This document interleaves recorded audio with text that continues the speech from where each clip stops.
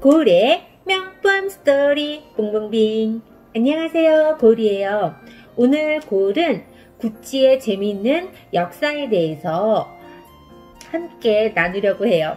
우리 함께 구찌의 역사 한번 알아보러 갈까요? 이탈리아 피렌체에 구찌 가문이 있어요. 구찌 가문의 형제들은 사이가 좋지 않았고 구찌오 구찌는 집을 떠나 영국으로 가게 되었죠. 구찌오 구찌는 1898년 영국의 샤보이 호텔에서 벨보이로 일했다고 해요. 그래서 상류층의 트렁크로 옮기던 중 가죽 제품에 흥미를 갖게 된 거죠. 그러다가 다시 자신의 조국인 이탈리아로 돌아오면서 가죽 수공업자인 프란지에 들어가서 가죽 다루는 법을 배웠고요. 1906년 이탈리아 피렌체에 작은 마구상을 오픈했어요. 1906년. 그 시대는 어떤 시대죠? 어떤 교통수단을 이용했죠? 말을 이용했죠. 지금처럼 자동차가 없었단 말이에요. 소재뿐만 아니라 디자인도 신경을 썼는데요. 아까 말을 많이 탔다고 그랬잖아요. 말에서 사용했던 제품이 있어요. 때문에 구찌오 구찌가 만든 승마 제품은 정말 인기가 많았어요. 그것도 가죽으로 만든 승마 제품 말이죠. 구찌오 구찌는 정말 세상을 잘 적응하는 인물이 아니겠어요? 자전거에 맞춰서 이제는 자전거를 타면서 들고 다니기 편한 가방이 필요하겠구나, 그렇게 생각한 거 있죠. 이것이 아마 지금의 구찌를 입게 만든 생각이 아닌가 싶어요. 1921년 지금의 구찌를 입게 한 작은 가방을 오픈하게 됐어요. 가방이란 건 여성의 취향을 알아야 되는데 이미 그가 벨보이 일을 했다고 했잖아요. 제가 상류의 제품을 항상 관찰하다 보니 자연스럽게 고급스러운 안목과 상류층의 취향을 알게 된 거죠.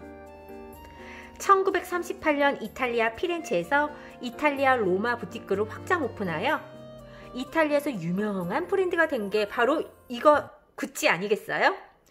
그런데 잘 되나 싶었더니 웬일 세계 제2차 대전이 터졌네.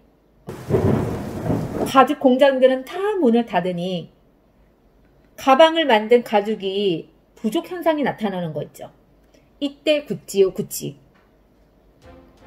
진짜 넘버원. 그때 발명한 게 바로 뱀부백이에요.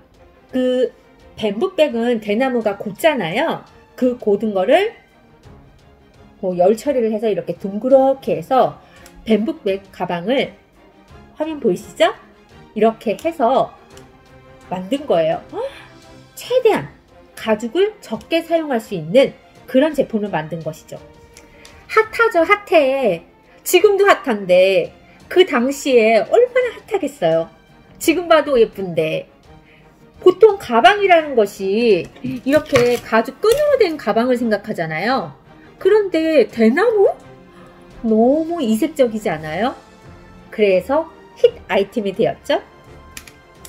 또한 구찌오 구찌는 계속해서 거기서 멈추지 않았어요. 가죽 부족하다고 그랬잖아요. 가방을 꼭 가죽으로만 만들어야 할까? 다른 소재로 만들면 안 될까? 바로 지금의 구찌를 입게 만든 디아만테 소재의 가방을 만들었어요. 낯설죠, 디아만테 소재? 그게 뭐지? 이거요. 이 무늬 아시죠? 이거 가죽 아니랍니다. 가죽 아니에요. 이 소재는 물론 이 옆에 있는 이런 것은 이제 소가죽이고요. 이런 가방 많이 있죠. 이건 대표적인 구찌의 체리백이고요. 이런 클러치도 있어요. 소재뿐만 아니라 디자인도 신경을 썼는데요. 아까 말을 많이 탔다고 그랬잖아요. 말에서 사용했던 제품이 있어요. 마차와 말을 많이 사용했던 시대니까 당연히 거기서 영감을 디자이너들이 많이 얻었겠죠. 에르메스도 그랬고요. 구찌 또한 그 말의 안장의 그 홀스비? 그거를 토대로 하나의 멋진 제품을 만들기 시작했어요. 그런데 그렇게 열심히 일한 구찌오 구찌 결국 세상을 떠나고 말았어요. 그럼 누가 구찌를 이어가냐? 그의 아들이 구찌를 물려받게 되죠. 이때 핵심 포인트? 지금의 구찌를 만든 지지 아이콘은 그의 둘째 아들이 만들었어요. 그의 둘째 아들인 알도 구찌가 지지 마크도 만들고 미국의 매장도 내고 홍콩의 매장도 내고 이렇게 해서 점차 매장을 확대하는 역할을 했죠. 지지 아이콘의 그 지지가 뭐냐고요? 구찌오 구찌의 그 약자의 이니셜을 따온 거예요. 그러니까 창업자, 창시자의 그 이름을 잊지 않고 기리기 위한 것이죠. 지금도 사랑받고 있는 구찌의 플로라 아이콘이 나오게 된 건 바로 그의 막내 아들 덕분이에요. 1966년 모나코의 왕비이자 여배우였던 누구? 그레이스 켈리요. 이탈리아 밀라노 매장을 방문했는데 막내 아들인 루돌프 구찌가 어떤 제품이 갖고 싶었냐고 물어보니까 꽃무늬 스카프를 갖고 싶어요. 그렇게 얘기했다고 해요. 구찌의 일러스트레이터인 비토리오 아코르네로에 연락을 해서 다음날 플로라 스카프를 선물하였다고 하네요. 이것이 바로 구찌의 플로라 아이콘의 시작이었다고 해요. 둘째 아들과 막내 아들이 열심히 하니까 당연히 구찌는 럭셔리 브랜드로 자리 잡을 수밖에 없었겠죠. 하지만 뭐가 문제일까? 돈, 머니. 그 욕심이 그 둘의 형제를 갈라놓게 돼요. 럭셔리 브랜드로 자리 잡은 구찌. 얼마나 사람들이 많이 갖고 싶어 하겠어요? 구찌의 가격은 너무 비싸고 서민들이 접하기에는 범접할 수 없는 그 뭔가가 있죠. 하지만 향수는 쉽게 좀 더 가깝게 다가갈 수 있지 않겠어요? 그래서 그 향수가 일명 대박을 친 거죠. 뚜두두두 뚜두두두두. 바로 이 향수 때문에 구찌가 몰락의 길을 가게 돼요. 왜일까요? 판매율을 높이기 위해 무분별한 라이센스를 허가한 거예요. 보통 향수라고 하면 명품 매장에서 팔아야 하는데 마트에 팔거나 심지어는 동네 슈퍼에 팔던가 이렇게 된 거죠. 처음에는 싸게 접할 수 있고 가까운 데 접할 수 있으니까 너무 좋아 이러죠. 하지만 명품이라는 이미지가 동네 슈퍼에 판다면 처음엔 좋겠지만 사람들의 머릿속에서는 저거 어디선지 구매할 수 있는 거야. 그러니까 지금 사지 않아도 돼. 그런 흔한 이미지가 돼버린 거죠. 지금도 약간 안타까운 사실은 구찌가 명품 매장뿐만 아니라 일반적인 향수 매장이라든지 인터넷에서든지 쉽게 구매할 수 있는 제품이에요. 아직 이 라이센스를 너무 조금 많이 남발한 게 아닌가 싶어요. 구찌 향수 사려고 하면 구찌 매장에서 꼭 사야 돼 이러시는 분 없잖아요. 단적으로 루이비통이나 까르띠에 향수 같은 경우는요, 그 매장에서만 구매할 수가 있어요. 물론 샤넬이나 디올은 화장품이 런칭이 되면서 그 화장품에서만 구매를 할 수 있고요. 구찌 같은 경우는 솔직히 이거 같은 경우는 화장품 전문점에서 구매했고요. 얘 같은 경우는 구찌 매장에서 구매를 했어요. 이렇게 여러 군데에서 구매할 수 있는 장소가 생기면 상대적으로 그것의 가치가 좀 낮아질 수밖에 없어요. 이런 점은 좀 개선이 돼야 할 것 같아요. 어쨌든 향수가 마트에 있든 여기서 있든 라이센스가 여기서 딱 끝났으면 구찌는 힘들지 않았을 거예요. 그런데 문제가 또 생겼네. 알도 구찌의 다른 알도 파울로 구찌가 세컨 라인을 만든 거예요. 구찌 플러스. 구찌 플러스가 도대체 뭐야? 그러니까 구찌는 이렇게 있고 여기다가 옆에다가 플러스 이렇게 해서 영어가 있는 거예요. 그러면 어떤 이미지가 들어요? 구찌 완전 고급이다. 구찌 플러스까지 있어. 이러시나요? 안 그렇죠? 뭐야? 구찌 플러스는 짝퉁인가? 그렇게 생각되지 않으세요? 아까 막내 아들이 누구였죠? 루돌프 구찌였죠? 그의 막내 아들 마우리치오 구찌에게 지분을 50% 물려주었고요. 아빠 감옥에 보낸 알도 구찌와 마우리비치 구찌도 경영권 분쟁을 한 거예요. 쉽게 말하면 형제들끼리 경영권 분쟁하다가 그의 자식까지도 경영권 분쟁을 한 거죠. 이렇게 잘 힘내고 으쌰으쌰 하기도 힘들어 죽겠는데 경영권 다툼이 계속되니까 드드드드 구찌는 무너져 갈 수밖에 없었어요.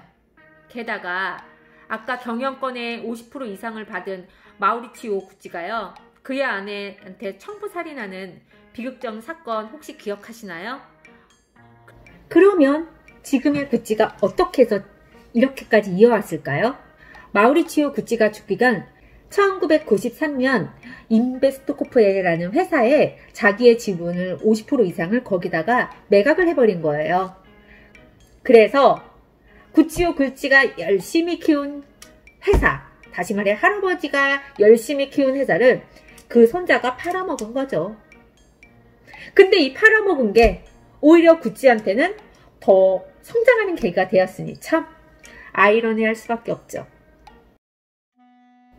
톰 포드라는 크리에이티브를 영입시켰는데 그는 일단 이 수습을 해결해야 돼요. 싸구려 이미지 구찌.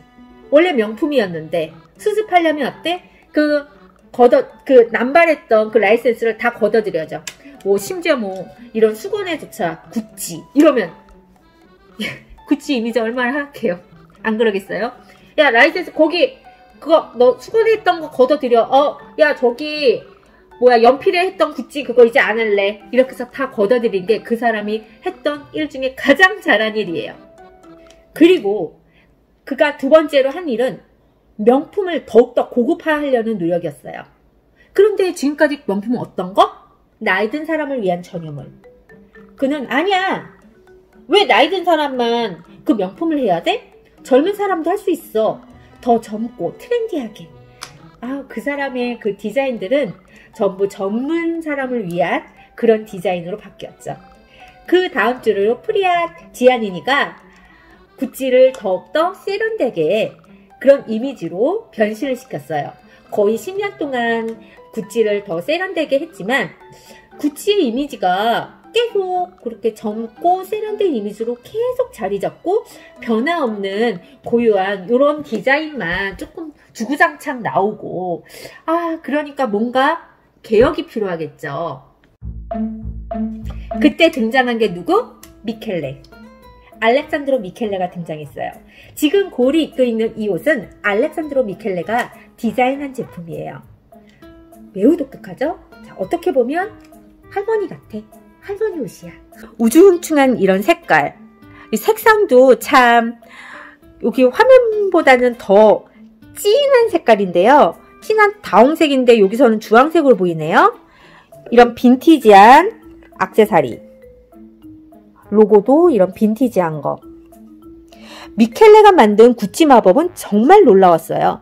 미켈레의 마법 효과물 때문일까요? 명품 패션계는 일명 구찌 따라하기가 유행처럼 번졌어요. 명품 패션계에서 디자인을 어떻게 영입하는지 아세요? 그냥 유명한 디자인 영입해요. 그러니까 구찌에 있던 사람이 팬디로 간다든지 팬디 있던 사람이 루이비통으로 간다든지 이렇게 왔다리 갔다리 그 명품업계에서 도는 게 관행이었어요. 그런데 알렉산드로 미켈레 그가 누굴까요? 그건 유명한 사람이 아니었어요. 그 액세서리 디자이너였어요.